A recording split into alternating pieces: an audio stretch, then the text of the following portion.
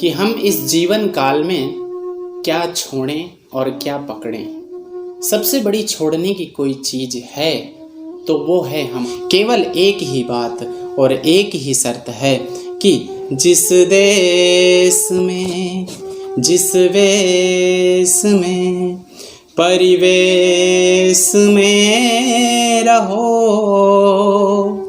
राधा रमण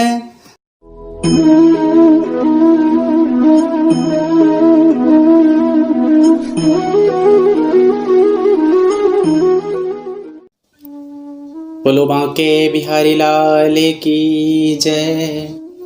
श्री राधे मेरी स्वामिनी, मैं राधे जुको दास, जन्म जन्म मोहि दीजियो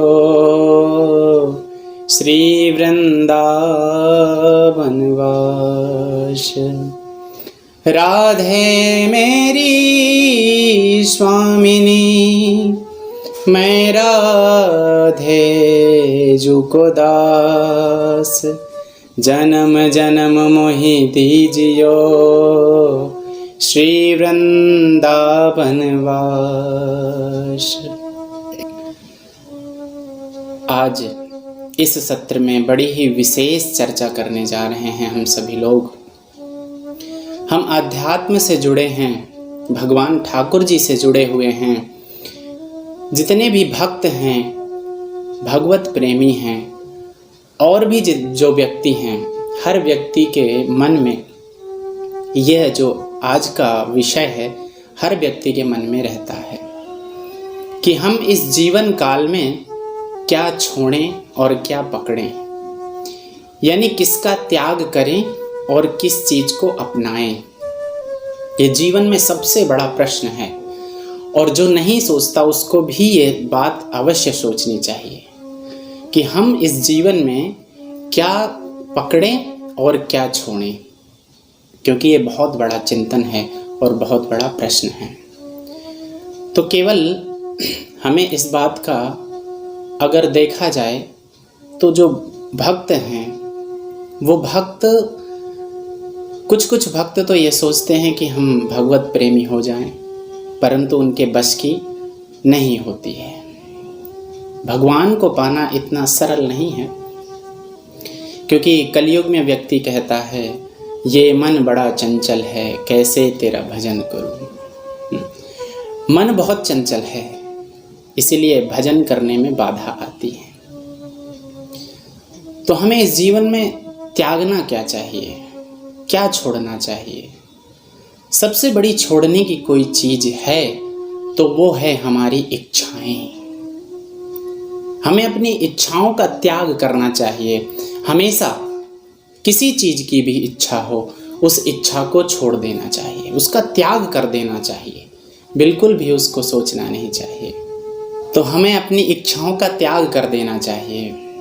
किसी चीज की भी इच्छा हो उसका त्याग कर देना चाहिए। और जिस दिन हमारे मन में यह बात आ जाएगी कि हमें इस संसार का त्याग कर देना चाहिए, तो गोस्वामी तुलसीदास जी कहते हैं कि बिगड़ी जन्म अनेक की, बिगड़ी जन्म अनेक की, सुधरे अवधिया, सुधरे अवधिया। जिस दिन हम अपनी इच्छाओं का त्याग कर देंगे, उसी तत्क्षण हमें वह वरदान मिल जाएगा, भगवत कृपा हम पर हो जाएगी। और आगे कहते हैं कि जब इच्छा हमारी नष्ट हो जाएंगी तो होए राम को नाम जप। केवल और केवल हमें भगवान का ही नाम जपना चाहिए। जितनी भी हमारे मन में इच्छाएं हैं उसका त्याग कर देना चाहिए। जिस दिन इच्छा का त्याग हो जाएगा उस दिन हमारे पाप ऐसे नष्ट होंगे जैसे कोई रुई का पर्वत हो और उसमें केवल एक चिंगारी छोड़ दो तो कितना जल्दी वो भस्म हो जाती है। ऐसे ही हमारे जीवन के जो पाप हैं वो ऐसे ही नष्ट हो जाएंगे। लेकिन एक त्याग हमें करना चाहिए कि हमें अपनी इच्छाओं का दहन कर देना चाहिए।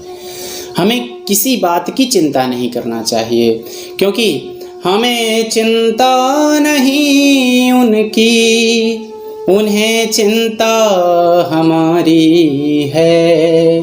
हमारे प्राणों के रक्षक सुदर्शन चक्रधारी हैं। हमें एक वाहन चालक, कहीं भी हम यात्रा करते हैं, वायुयान से यात्रा करते हैं, उसमें जो चालक होता है उसके भरोसे अपनी ज़िंदगी को छोड़ देते हैं, अपने ज़िंदगी की डोर उसके भरोसे छोड़कर यात्रा कर देते हैं।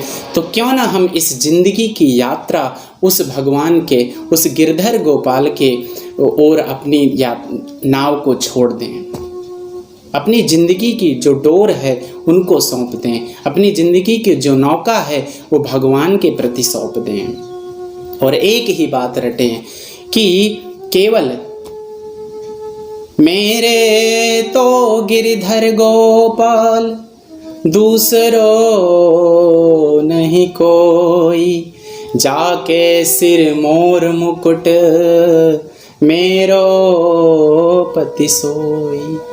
एक ही बात सोचें, मेरे तो गिरधर गोपाल दूसरो नहीं कोई। केवल और केवल ठाकुर जी हमारे हैं और कोई भी हमारा नहीं है इस संसार में।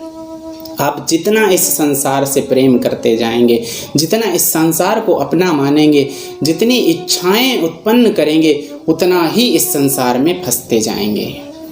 क्योंकि हमारी भागवत कथा, श्रीमद् भागवत कहती है कि असारे संसारे विषय विष संगः कुल धिया, क्षणार्धम क्षेमार्थम पिबत सुख गाथा तुलसुधाम, किमर्थम व्यर्थम भो ब्रजत कुपथे कुत्सित कथे, परीक्षित साक्षी श्रवणगत मुक्त्योक्ति कथने। असारे संसारे, ये जो संसार है ये आसार है। जो आसार है उसकी आशा तो हम करते हैं, लेकिन जो निराकार है उसकी आशा नहीं करते हैं। उसको तो कहते हैं कि जब बुढ़ापा आएगा तब भजन करेंगे, जब बुढ़ापा आएगा तब उसका जप करेंगे। परंतु जो आसार है, जिसकी कोई कामना हमें नहीं करनी चाहिए, उसकी हम कामना करते हैं। जो हमारे जीवन का लक्ष्य है, जो हमारे जीवन का लक्ष्य होना चाहिए, वो हम अपने जीवन के लक्ष्य को लेकर नहीं चलते। क्योंकि जब हम गर्भ में होते हैं तो गर्भवास समम दुखम न भूतो न भविष्यति। गर्भ में हमें इतनी पीड़ा होती है कि न भूतो न भविष्यति। हमें नरक में भी ऐसा दंड नहीं मिलता जो हमें गर्भ में मिलता है। तब हम भगवान से बड़े ही शौक से अपनी इच्छाओं को प्रकट करते हैं और कहते हैं, हे भगवान, एक बार आप जन्म दे दो। जीवन काल में जो स्वस्थ व्यक्ति होता है वो 21,600 बार श्वास लेता है और प्रभु से कहता है कि भगवान, एक बार मुझे आप जन्म दे दो, मैं आपका निरंतर नाम जपूंगा, जितनी मेरी श्वास है उससे ज़्यादा आपका नाम जपूंगा। 21,600 बार श्वास अगर लूँगा तो 21,700 बार आपका नाम लूँगा। भगवान को कैसा चकमा देते हैं। भगवान को कहते हैं, एक बार आप मुझे ठाकुर जी जन्म दे दो, उसके बाद मैं आपका ही चिंतन, आपका ही मनन करूँगा। ठाकुर जी कहते हैं, कोई बात नहीं, इसको जन्म दे दो। और जब जन्म दे देते हैं तो हम फिर कहते हैं कि अभी तो हमारा जन्म हुआ है। इस माया में आके इस संसार में आके फंस जाते हैं, क्योंकि इच्छाएं प्रकट हो जाती हैं और इच्छाओं का हमें दहन करना है, इसका चिंतन नहीं करते। केवल ये नहीं सोचते हैं कि मेरे तो गिरधर गोपाल दूसरो नहीं कोई, जाके सिर मोर मुकुट मेरो पति सोई। यह बात को भूल जाते हैं और इस संसार में फंस जाते हैं, क्योंकि इस संसार को हम अपना मान लेते हैं। जो सच में रियल में जो अपना है उसको छोड़कर इस संसार को जब हम अपना मान लेते हैं, उसी समय हम इस संसार में फंस जाते हैं। इस संसार को हम सुंदर मानते हैं, इस संसार को हम ये सोचते हैं कि यह संसार बड़ा सुंदर है, बड़ा अच्छा है, इस संसार को हमें जीना चाहिए, इस संसार में हमें रहना चाहिए। संसार में रहो, परंतु केवल जिसने हमें भेजा है उसको याद करके रखो, तभी आप इस संसार में सुखी रह सकते हो, प्रसन्न रह सकते हो। अगर आपके जीवन में दुख भी आता है तब भी उसका धन्यवाद करो, क्योंकि दुख आते हैं तो हमारे पाप नष्ट होते हैं, हमेशा भगवान के सामने हमें केवल अपना दुख नहीं रोना चाहिए, क्योंकि दुख में सुमिरन सब करें, सुख में करे नहीं कोई। जो सुख में सुमिरन करें तो दुख काहे को होय। अगर हम सुख में सुमिरन करें तो दुख आए ही क्यों। ठाकुर जी फिर हमें दुख नहीं देंगे। परंतु अगर दुख होता भी है तो केवल और केवल भगवान के पास दुख लेकर नहीं जाना चाहिए, क्योंकि जिस व्यथा के लिए, जिस कारण से हम भगवान के पास जाते हैं, उस कारण को भी भगवान नोट करते हैं कि ये किस कारण से मेरे पास हमेशा आता है। तो भक्तों, ऐसा कहीं ना हो कि जिस कारण से आप जाते हो वही कारण केवल भगवान आपको ही दे दे। क्योंकि सुख आ जाता है तो हम अपने घर में बिल्कुल अपने भरोसे हो जाते हैं कि भैया, अगर थोड़ी देर तो कहते हैं कि जो भी हो रहा है सब ठाकुर जी की कृपा से हो रहा है, जो भी हो रहा है सब ठाकुर जी की कृपा है। लेकिन अगर थोड़ी देर बाद मंदिर में अगर कोई जाता है तो ठाकुर जी के सामने कहता है ये जो है सब कुछ ठाकुर जी का है। लेकिन जैसे ही मंदिर से बाहर निकलता है और कोई व्यक्ति ये पूछ लेता है कि भाई साहब ये कार किसकी खड़ी है, तो कहता है ये मेरी है, केवल मंदिर तक ही ठाकुर जी की थी, उसके बाद तो ये सब मेरी है, मेरा है, मैं हूँ, जो करता हूँ मैं करता हूँ। लेकिन इस चिंताओं का हमें ये जो हमारी चिंता है इसका दहन करना चाहिए और केवल प्रभु का चिंतन करना चाहिए।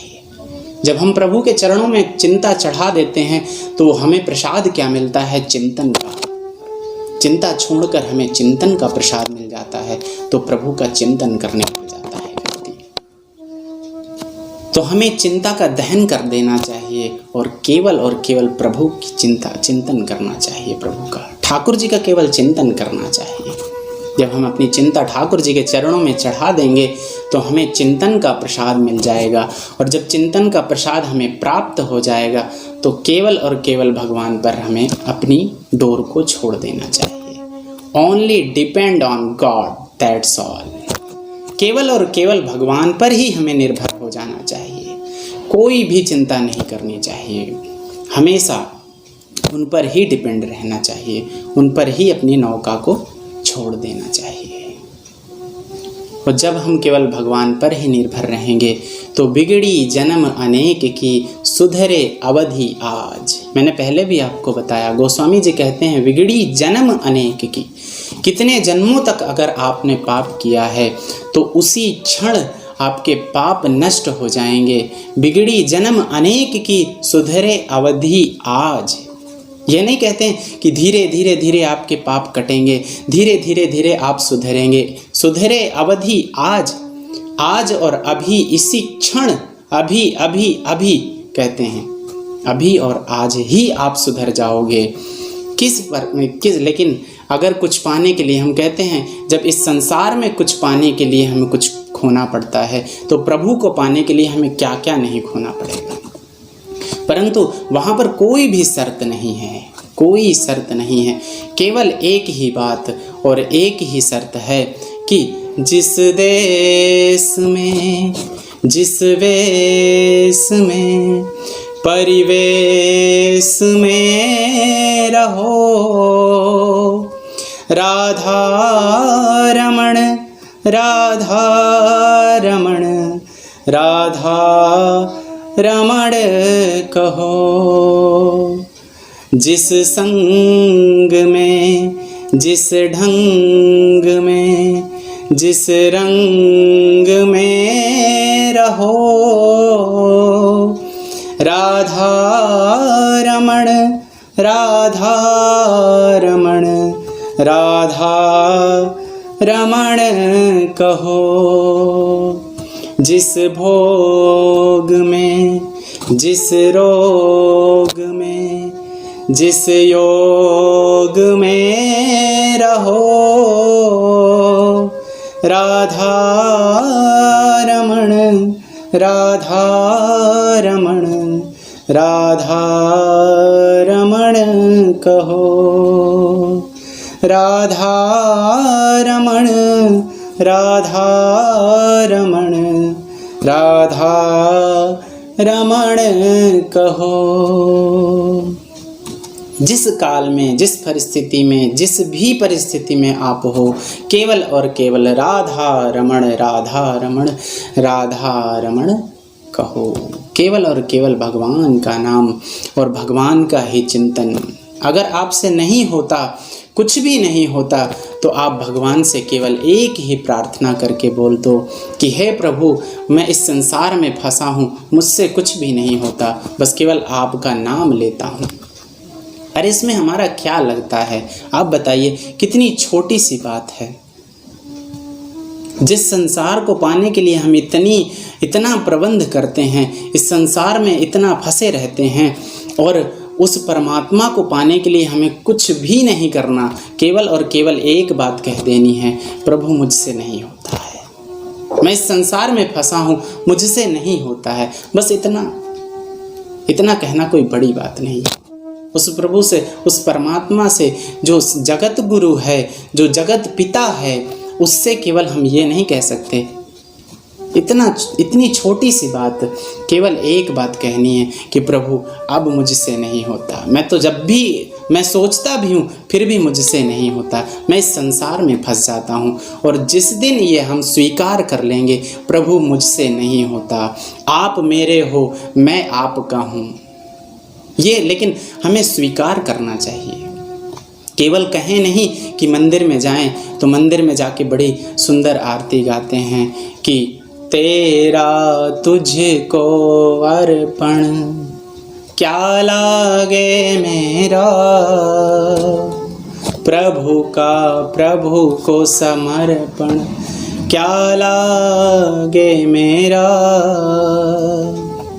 वहाँ हम कहते हैं कि सब प्रभु का दिया है, प्रभु सब आपने ही दिया है।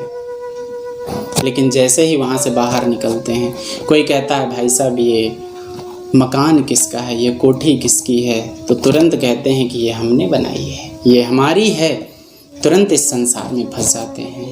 लेकिन केवल कहना नहीं, उस बात को हमें स्वीकार करना पड़ेगा कि प्रभु मैं इस संसार में फंसा हूँ और मुझसे कुछ नहीं होता, जो आप कराते हो वही होता है। केवल और केवल यही भगवान पे छोड़ दो और भगवान को सौंप दो और भगवान से कह दो कि अब मुझसे नहीं होता प्रभु, आप जो चाहो वही करवाओ।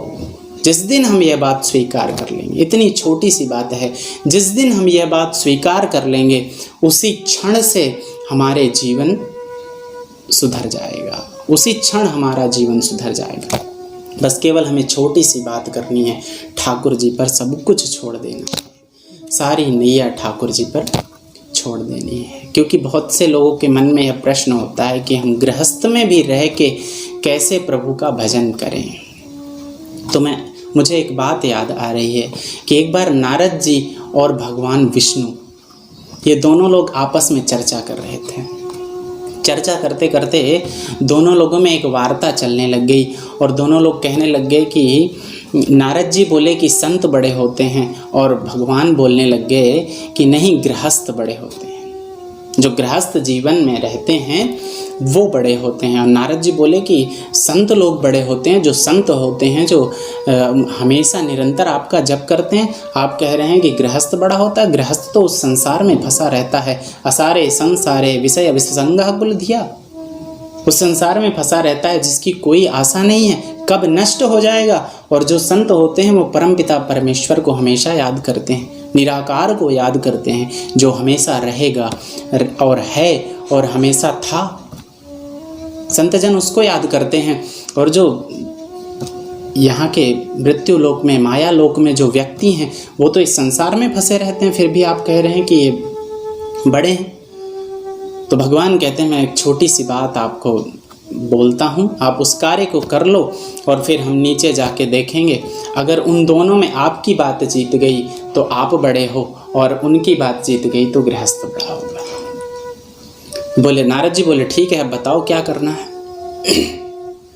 तो नारद जी को एक छोटा सा, भगवान नारायण ने एक छोटा सा कटोरा दिया और उसमें जल भर दिया। जल भर के बोले इस पूरे संसार की आप परिक्रमा करके आओ और इसमें एक बूंद भी जल नहीं गिरना चाहिए। केवल आप ये काम कर दो तो मैं मान लूँगा कि संत बड़े होते हैं।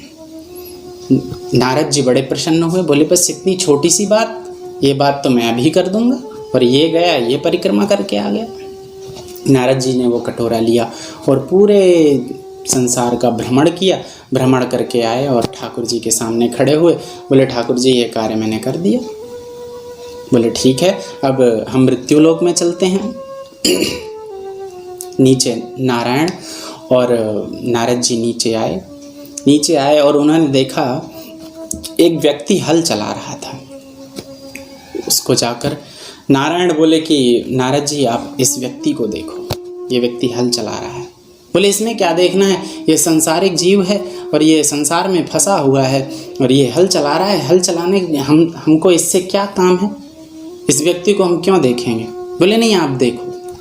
और जैसे ही वो व्यक्ति को देखने लगे नारद जी, तो जैसे ही वो हल को चलाने के लिए प्रारंभ करता, तो सबसे पहले जो वो बैल के ऊपर 2 लकड़ी के वो रखे होते हैं, उसे क्या बोलते हैं, जुआ, हाँ जुआ, जो उसको उठाता और बैल के ऊपर रखता और कहता कि बोलो नारायण भगवान की जय, जय श्री राम। और जैसे ही हल लगाता तो कहता जय श्री राम। बोले इसमें क्या देखना प्रभु। तो बोले कि आप इस चीज़ को गंभीरता से नहीं सोच रहे हो। तो बोले इसमें क्या सोचना प्रभु, ये तो हल चला रहा है। बोले केवल हल नहीं चला रहा है, आप ये बताओ कि जो मैंने आपको कटोरा दिया था और उसमें जल भर के दिया था, मैंने आपको संसार की परिक्रमा लगाने के लिए बोला था, तो उस वक्त आपने मेरा कितनी बार नाम लिया था। नारद जी चकित रह गए। बोले अरे प्रभु, मैं आपसे क्या बताऊं, मेरा दिमाग तो उस कटोरे में ही रह गया था और मैं केवल यह सोच रहा था कि इससे एक बूंद पानी नहीं गिरना चाहिए। मैंने तो आपका नाम लिया ही नहीं, आपका नाम लेना भूल गया। तो बोले बस मैं यही समझाना चाहता हूँ कि यह जो जीव है केवल हल नहीं चला रहा है, ये हल चलाते चलाते मेरा नाम भी ले रहा है। आप ये भी सुन रहे हो, अगर उसका वो बैल का जुआ उठाता है तो कहता है जय श्री राम, बोले नारायण भगवान की जय। तो इस संसार में वो फंस के भी मेरा नाम ले रहा है और आप केवल और केवल एक कटोरे के पीछे मुझे भूल गए। तो नारद जी समझ गए कि नहीं, गृहस्थ में रह के भी व्यक्ति भजन कर सकता है। उस गृहस्थ में रहकर भी व्यक्ति चाहे तो भजन कर सकता है। और गृहस्थ भी श्रेष्ठ होता है, संत भी श्रेष्ठ होते हैं। लेकिन गृहस्थ सोचते हैं कि हम गृहस्थ में फंसे हैं तो हम भजन नहीं कर सकते। तो हमें ऐसा नहीं सोचना चाहिए। हम जिस परिस्थिति में हैं उस परिस्थिति में भगवान पर निर्भर हो जाएं और केवल भगवान को ही याद करें हर परिस्थिति में। तो जो हम ये सोचते हैं कि हम अगर भजन करें तो हमारे जीवन में दुख ना आए, लेकिन ऐसा नहीं है। भगवान दुख को काटते नहीं हैं, भगवान दुख में हमारे साथ रहते हैं। तो जो हमारा दुख होता है वो आसानी से व्यतीत हो जाता है, क्योंकि पाप हमारे कहीं ना कहीं पाप तो ज़रूर हमसे होता है, हमारे जाने में अनजाने में। इसीलिए हमेशा प्रभु से विनती करनी चाहिए कि हमारे जाने में अनजाने में अगर कोई भी पाप हुआ हो तो सब प्रभु आपका कराया है और मैं तो केवल निमित्त था। लेकिन इस बात को हमें स्वीकार करना पड़ेगा, केवल बोलने से काम नहीं चलेगा। इस बात को हमें अपने जीवन में उतारना पड़ेगा, उसे धारण करना पड़ेगा और उसे बिल्कुल उसी समय स्वीकार करना पड़ेगा। तब हम इस बात को भगवान तब उस बात को स्वीकार करेंगे। जिस बात को हम बिल्कुल स्वीकार कर लेंगे कि नहीं, बस केवल भगवान के ही हम अपने जो जीवन की डोर है वो भगवान पर छोड़ रहे हैं और जो भी करते हैं भगवान कराते हैं। जो भी मैं कर रहा हूँ भगवान के लिए कर रहा हूँ और जो भी करता रहूँगा वो भगवान के लिए करता रहूँगा। उसी समय तो अंततो गत्वा हमें केवल एक ही बात सोचना चाहिए, हमें भगवान पर निर्भर हो जाना चाहिए, सब कुछ छोड़ देना चाहिए। हे नाथ, हे गोविंद, हे मेरे गोविंद, मैंने सब कुछ आप पर छोड़ दिया है। तो हमें क्या छोड़ना चाहिए, क्या त्यागना चाहिए और क्या पकड़ना चाहिए, ये अंततो गत्वा केवल एक और एक बात, हमें केवल गोविंद को अपनाना चाहिए, गोविंद को पकड़ना चाहिए और इस संसार को कुसंग मानकर कुसंग हमें छोड़ देना चाहिए।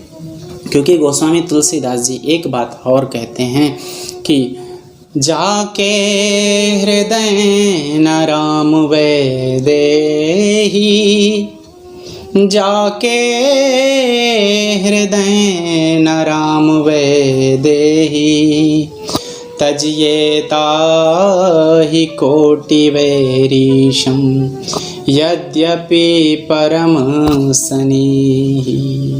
जाके हृदय न राम वैदेही, तजिए ताहि कोटि वैरीशम, यद्यपि परम स्नेही। जिसके हृदय में मेरे राम मेरे गोविंद नहीं हैं, उसको तजिए ताहि कोटि वैरीशम, अपने जन्म जन्म का दुश्मन, जन्म जन्म का वैरी मानकर उसे छोड़ देना चाहिए। तजिए ताहि कोटि वैरीशम, एक दो जन्मों का दोषी, एक दो जन्मों का दुश्मन नहीं, कोटि जन्मों का दुश्मन मान के उसे त्याग देना चाहिए, उस कुसंग को छोड़ देना चाहिए। तजिए ताहि कोटि वैरीशम, यद्यपि परम स्नेही, कितना भी आपका स्नेही हो, कितना भी आपका मित्र हो, कितना भी आपका जानने वाला हो, उसका त्याग कर देना चाहिए। तो हमें कुसंग का त्याग कर देना चाहिए और भगवान पर निर्भर होकर अपने जीवन की नौका को उनके ऊपर ही छोड़ देना चाहिए। उनका नाम लेकर और केवल कह देना चाहिए कि प्रभु जो भी कराते हो आप मेरे हो, मैं आपका हूँ। अर्जुन ने तो यही कहा था कि प्रभु गोविंद जो आप मुझसे करा रहे हो वो मैं कर रहा हूँ।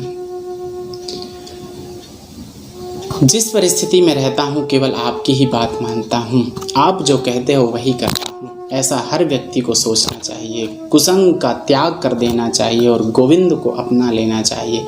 बस केवल जीवन में यही दो बातें हैं और जिस दिन हम इस बात को स्वीकार कर लेंगे उसी दिन से हमारे जीवन के जो दुख का क्षय हो जाएगा और आनंद में जीवन व्यतीत होगा। और आप सभी लोगों से एक निवेदन और है कि इस ऐसी धार्मिक आध्यात्मिक बातों से जुड़ने के लिए शास्त्रोक्त, क्योंकि शास्त्रोक्त बातें हर व्यक्ति नहीं बताते हैं, और इस शास्त्रोक्त बातों से जुड़े रहने के लिए आप भी लाभ उठाएं और जो आपके जानने वाले हैं उन तक भी इस आध्यात्मिक चर्चा को पहुंचाने के लिए इसको आप सेंड करें और आप इस चैनल को सब्सक्राइब करें। क्योंकि आप लोग अगर जुड़े रहेंगे तो हमें इसमें चर्चा करने का आनंद कुछ अलग ही आएगा। तो आप सभी लोग इस चर्चा से जुड़े रहें और सभी लोग केवल एक ही नाम लें। जिस देश में जिस वेश में परिवेश में रहें, राधा रमण राधा रमण राधा रमण कहें। बुलवा के बिहारी लाल की।